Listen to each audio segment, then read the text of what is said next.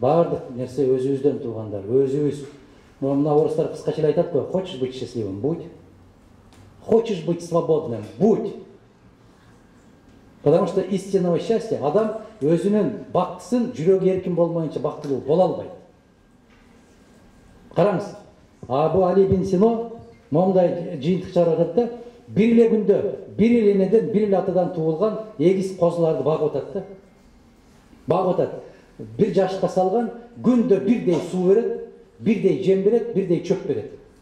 Айырмасы ушул. Бирөөсү аябай тездеп мындай толуп, керемет болуп, жүнү жылтылдап өсүп атат.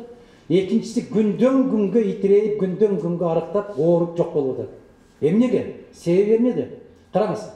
Маани бериңиздер. Ушул жерде улуу ой жатат. Улуу ой жатат. Тек гана бирөөнүн жашыгын, ошол кармалып турган жашыкты ары каратып койгон, бирөөсүн бери каратып койгон. Ары каратып койгон козу күндөн күнгө секирип момундай болуп, керемет болуп жылтылдап өсүп атат.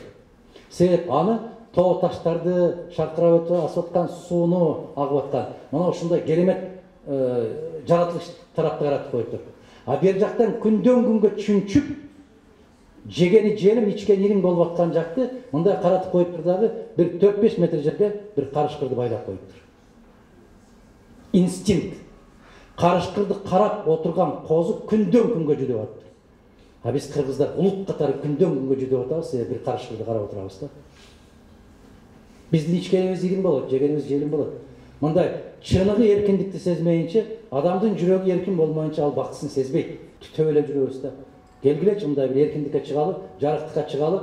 Эгер азыр айткандай, эгер жаратканга ишенген болсок, анда ушуга ишенели. Мындай дейт го. Эгер жараткан өлчөп берген суусунан бир тамчы кем иче албайсың, жараткан өлчөп берген суудан бир тамчы бирөө кошуп бере албайт.